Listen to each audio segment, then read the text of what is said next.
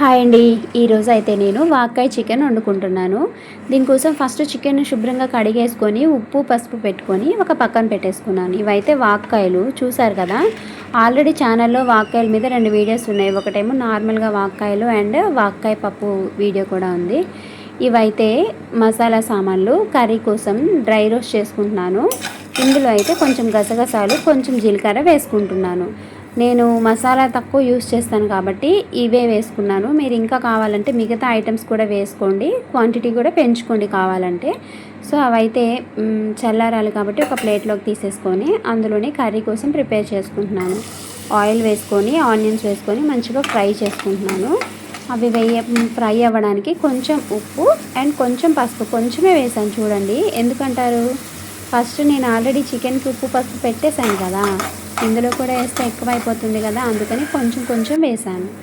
ఎందుకంటే ఆనియన్స్కి సరిపడా మంచిగా ఫ్రై అవ్వడానికి సాల్ట్ అండ్ పసుపు. ఎప్పుడైనా సరే ఆయిల్ ఇలా ఫ్రై అవుతే మనకి నాన్ వెజ్ కర్రీ ఏదైనా సరే నీచు వాసన రాకుండా ఉంటుంది.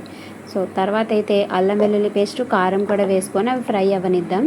ఈ చల్లారిన మసాలా సామాన్లు అయితే మిక్సీ జార్లో వేసుకొని పొడిలాగా చేసుకున్నాను. అందులో ఒక చిన్న ఉల్లిపాయ ముక్క వేసుకొని మన వాక్కాయలు ఏవైతే ఉన్నాయో అవైతే నీట్గా కడిగేసుకొని ఫస్ట్ కట్ చేసుకొని దాంట్లో గింజ ఉంటుంది తీసేసి అవన్నీ ఇందులో ముక్కలు కట్ చేసి వేసేసుకున్నాను కడిగేసి. అవి కట్ చేసి గింజలు తీయడం కూడా నేను వీడియోలో చూపించాను చూడండి, వేరే వీడియోలో.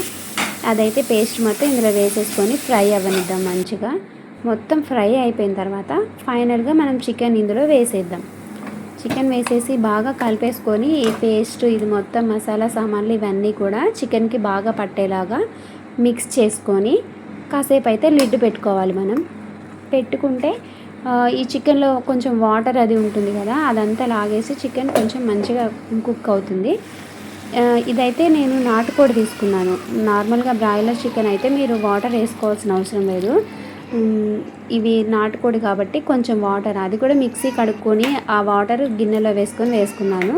పచ్చిమిర్చి అయితే ఘాట్లు పెట్టుకొని పైన ఇలా వేసుకున్నాను. ఈసారి పచ్చిమిర్చి ఎప్పుడైనా కర్రీ వండుకున్నప్పుడు ఇలా వేసుకుని ట్రై చేసి చూడండి, టేస్ట్ అయితే బాగుంటుంది. మధ్య మధ్యలో చికెన్ అయితే కలుపుకుంటూ ఉండండి.